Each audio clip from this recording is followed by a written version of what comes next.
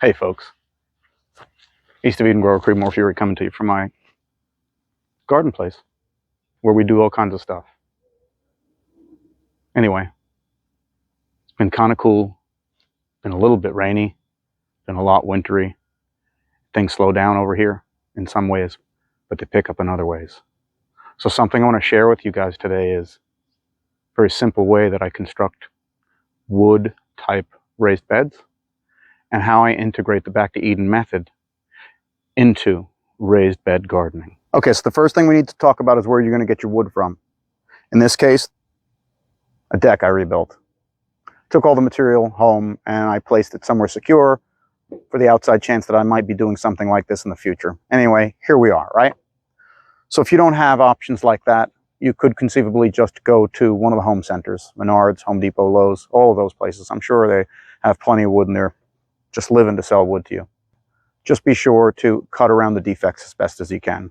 In this case, that's what I did. There is plenty of mycology on this. It is a pressure-treated version, but it's fairly old and it was weathered, pretty heavily weathered. So we're going to use it, and I'm not that concerned with toxicity from these particular boards. To be perfectly honest with you, the soil I'm going to build is going to take care of and mitigate any of that anyway, and the mycology that's already on these boards is going to continue to break them down. There's no stopping that. That being said, this is a safe way to build beds. If you have any concerns with the safety issues regarding pressure-treated lumbers, don't use pressure-treated. Just use some non-pressure treated wood. You can use spruce, you can use pine, that's not pressure treated. You can use Douglas fir, you can use hemlock, you can use all of those types of woods. And if you want to preserve them so that they last a little longer, you can put mineral oil on them. That's not going to put any toxicity into your growing area. What you're seeing is a Torx drive, 2.5-inch coated screw. These screws are good to use outside. They're good to use in pressure treated materials. They'll work in the other materials I mentioned before. I suggest you give them a look. They don't rust so fast. It gives us a chance to use them over and over again. When we screw these boards together, if they do break down, it's not very difficult to just disassemble that one board or two boards. And by the end of the video, you'll see exactly why that is. Okay, so step one is going to be to cut all your boards to size. After you've got them to your house, you'll cut them all to size. And if I'm building a 4-foot by 3-foot bed, I need a 47-inch board and I need a 35-inch board. So I'll need 2 pairs of that, and that's what you see here before you. You're seeing these are 2 35-inch boards.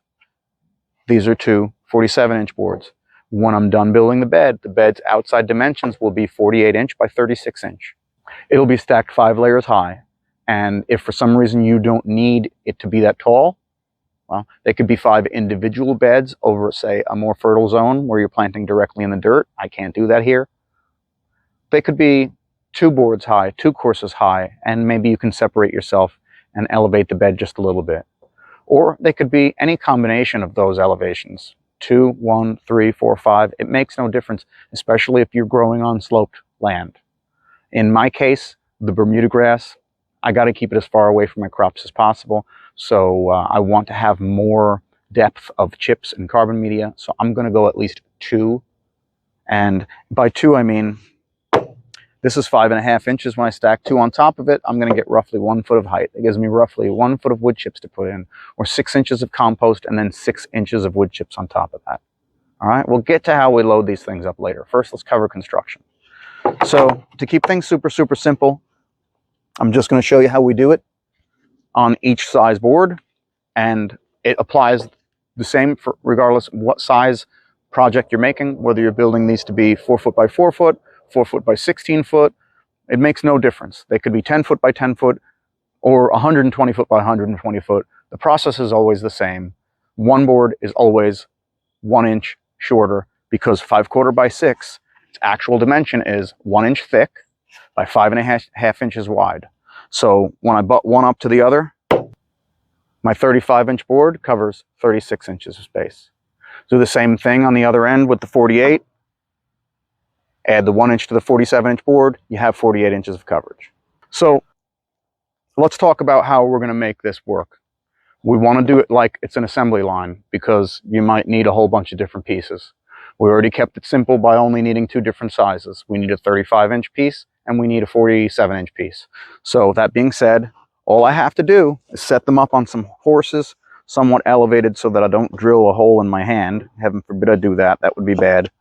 In all my years of carpentering, I choose not to do that. So I'm going to put a hole on top, put a hole on the bottom, on one end of each board. You don't have to drill both ends. So there you can see it. 35-inch board has 2 holes.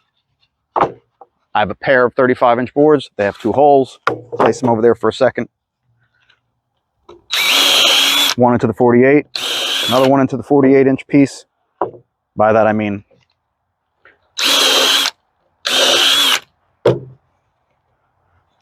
okay.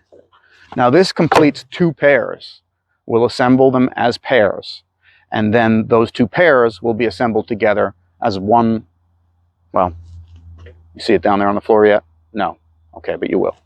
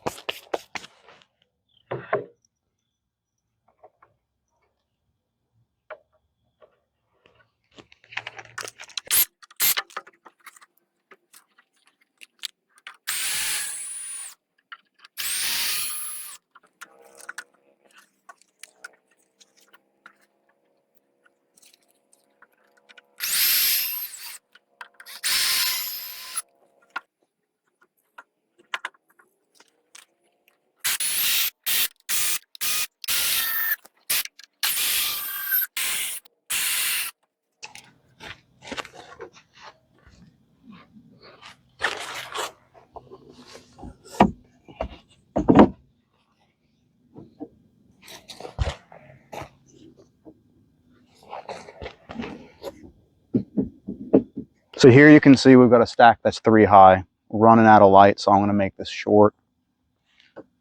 I alternated the stacks so that the end grain appears here, side grain appears here, end grain appears here.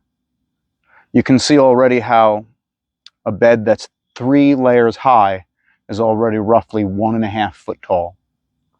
So as I stand up, we can see the advantages. The closer it gets to my waistline, the easier it is going to be for me to work long term. All right, so let's go ahead and put the other 2 on top now. All right, folks, so the rain finally quit. Y'all can see that we've assembled both size planter beds. And I'm attempting to show you how versatile they can be stacked. This is just one single option.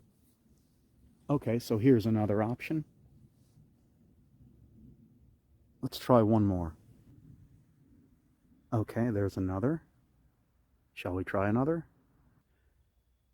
And here's even another. As you can see, we can set these things up in so many different ways. They're so versatile.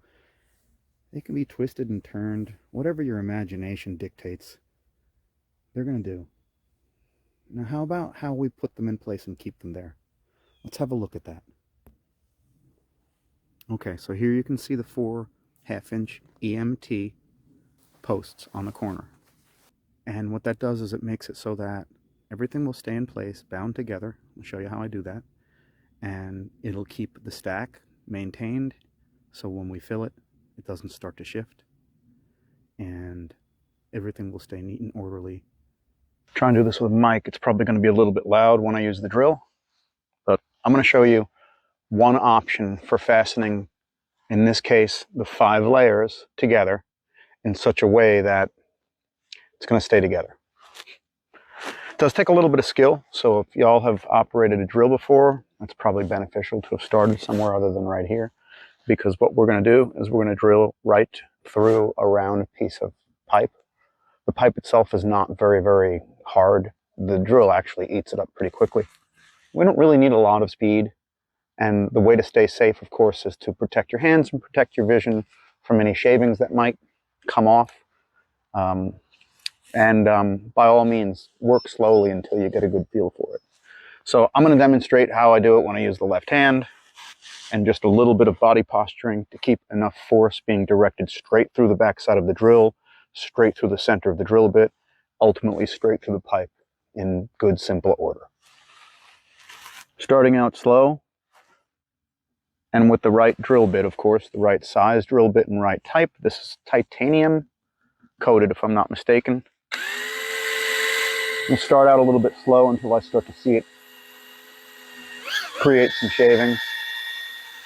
And I'm trying to keep the line of force straight through the middle of the pipe, leaning towards it, not pressing with my arms, but leaning, using the weight of my body, while at the same time I'm stabilizing the drill with 2 hands. At some point, you'll hear the drill start to slow down. You'll know that's when you're about to pierce through the first layer. And that first layer will actually act as a drill guide to drill the backside of the pipe, which is definitely easier.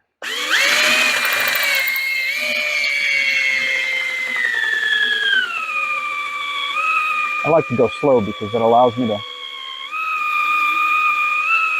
press through the pipe and not go too far into the wood behind it.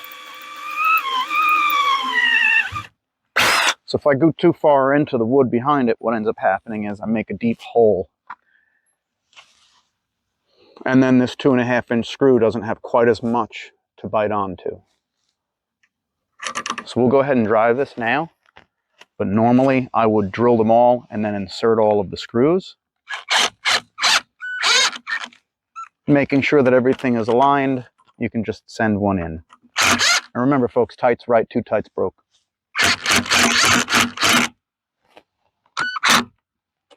And that's it. So we have top course and the second course bound, and I'm just going to go ahead and drill the other ones.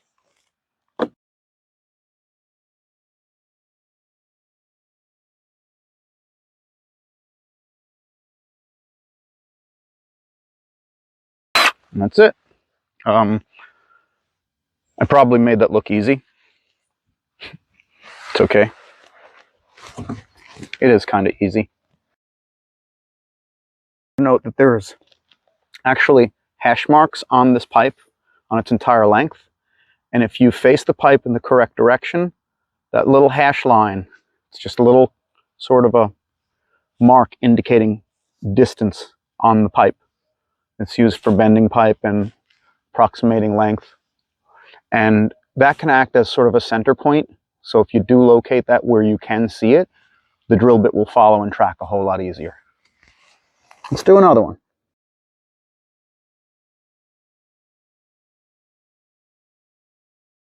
And last but not least, actually, we'll put 2 screws in first. That way we can get the entire assembly lined up a little bit better.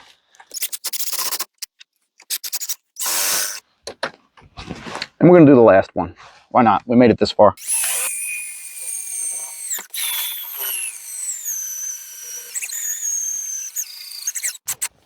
You really can feel it when it's about to pierce through the other side. And there you have it. Now we're rock solid. Okay? So why? Why, folks? Why is it that Creedmoor Fury feels so strongly about using this material right here? Well, I'm going to tell you why. Because to the best of my knowledge, it's made in the USA. Why else? Not only is it made in US foundries, it's also something that is readily available at most home centers. It's versatile. We can use it for more than one thing. I'm constantly talking about how everything should have multi-purpose and multi-functions, and this is no different. When it comes time, we're going to step up to the 3/4 inch size. This is the 1/2 inch size. These tops will get cut down, and then we'll be able to just simply slide the 3/4 inch bent hoop right over the top of that. It'll stay in place. Additionally, if it's a small enough bed, we can use 1/2 inch and not 3/4 inch pipe. I don't have any 3/4 here to use as a demonstration, but the advantage of using 1/2 inch for the hoop is that we can actually put a small union right here and connect a 1/2 inch hoop right over the top on both sides. Each one of these can have a union attached to it. It's just held in place with a screw on each end of the pipe, and it'll stay in place. Once we have that structure in place, it's really, really easy to cover with plastic. I'm going to get to a point where I'm going to show y'all how we get the plastic to stay on things like this, and then you'll truly start to understand why it is that we want to use materials that can be used in a lot of different ways. And for one thing, those little plastic clips make making greenhouses and hoop houses so much easier. It allows us to do this stuff and not have to purchase the more expensive wiggle wire setups. For those of you that are not brand new to greenhousing, you know that a lot of the larger size greenhouses use something that's called wiggle wire, and it's basically just bent back and forth, and it presses into a track that you affix to the side of your greenhouse structure at its base or anywhere else where you need to keep a poly sheet in place. So it is very, very efficient. I really do like the wiggle wire. However, it really only serves that one purpose for me. So we find it much more efficient to do things like this. I can personalize the structure because it's very easy to cut this with a pipe cutter. I don't have to use a saw. So it's easy to measure. Like I mentioned before, it even has hash marks on it that tell you how long it is. So it has a lot of pluses, a lot of advantages over the wiggle wire setup, which is quite expensive because you have to buy more than one piece. It's not a one and done sort of thing. And then you need to use something that's a little bit stronger to cut the tracks, like a hacksaw if they're really thick, or at the very least a very sturdy set of aviation shears. So for the ones that are made out of metal, like I said, they're even harder to cut. But this, I find, is about the simplest way to do it. In the next demonstration on the next box that I'm going to build, I'm going to show you how to do this with the EMT single hole straps that you can buy in the same department in the home center as you buy the pipe. They're designed specifically for the size pipe that you buy. So for 1/2 inch EMT, we would get 1/2 inch EMT single hole straps. Okay, so what we have going on in this view is you can see the hash marks I mentioned before. They're spaced every inch. There's some other print on here. It says 1 inch mark. Tells you everything you need to know right on the pipe. It's embossed on the pipe. So I'm going to give this a shot. Incidentally, 3/16 inch drill bit. Looks like this. Can be found at any home center. It's really, really, really good at drilling this type of hole.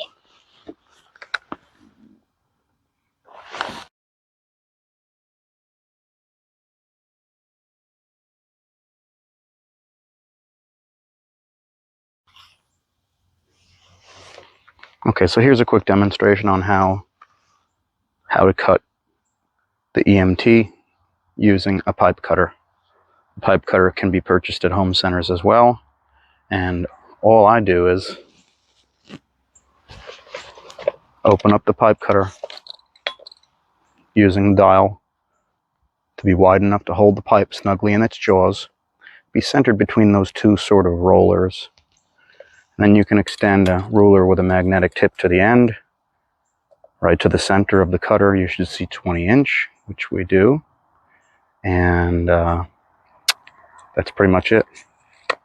At first, you just want to kind of snug it up.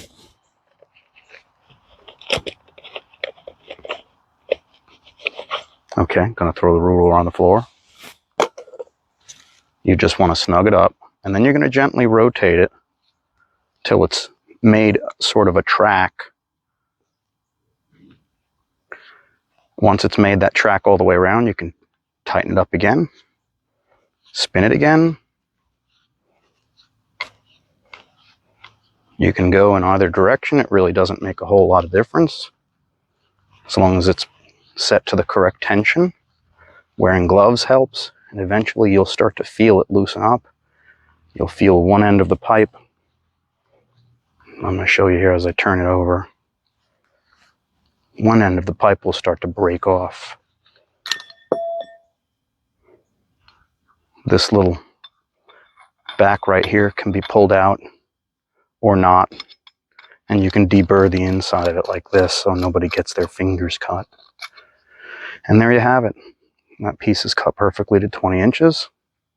It's 1 of 4, and we're going to use it to stake down the last bed.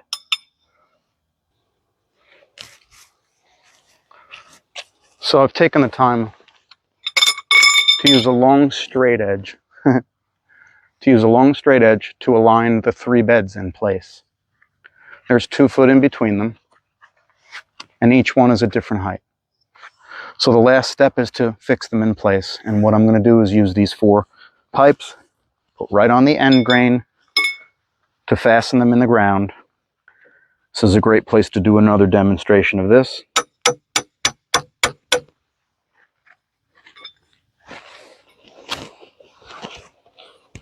And kind of temporarily hold it in place. Oh, that was so loud, I'm sure. That, and it's getting darker.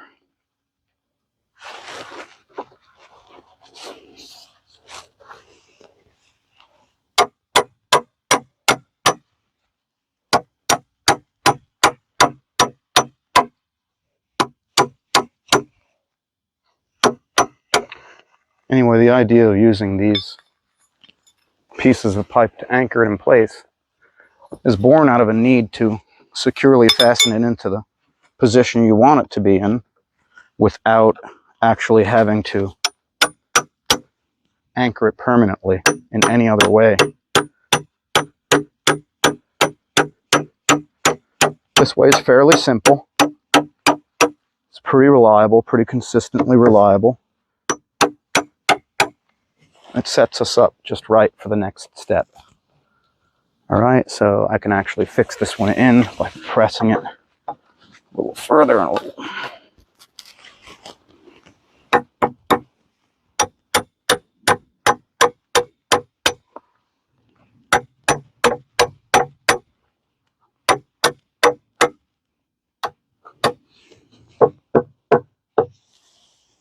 Okay, and last but not least,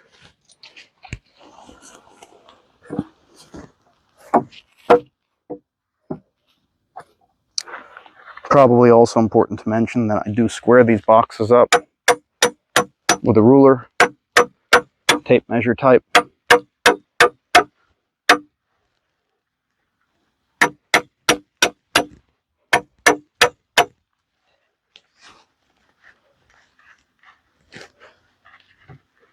Okay. Simply by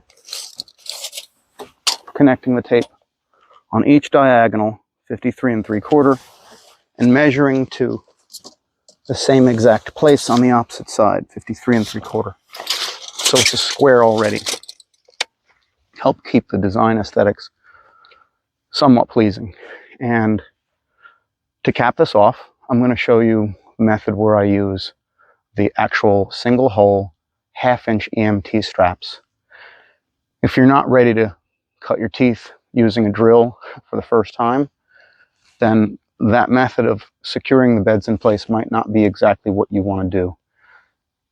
But stay tuned. I'm going to show you another way to do it that's a lot simpler, it's a lot easier, and it requires far less dexterity than drilling through a round pipe. So let's go ahead here.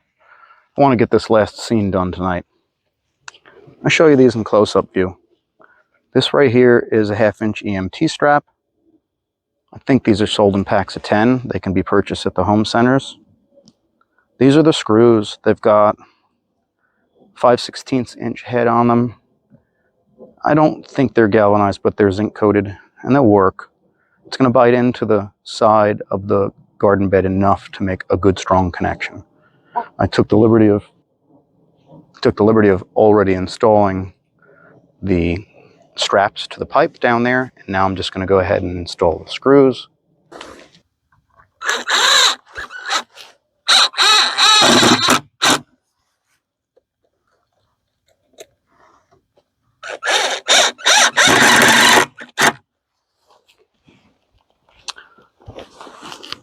The type of drill that I'm using is actually called an impact driver. That's why you hear it make that little clicking sound. As far as I know, everybody doesn't know that. What's kind of convenient about the tool is that it has a little light on it. So when we get in these low light conditions like this, it's not that difficult to finish the job.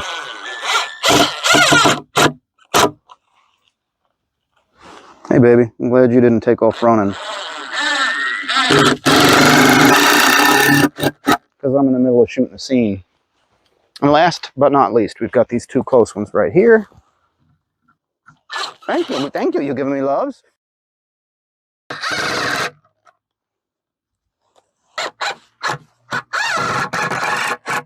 And there you have it. Sturdy and solid in all four directions. It's not going to go anywhere. We'll have to take another look at this tomorrow when we have daylight. So here we are. We completed the construction of 3 different beds. Each one is built just like the other before it. There's an infinite amount of configurations that you can set these beds to.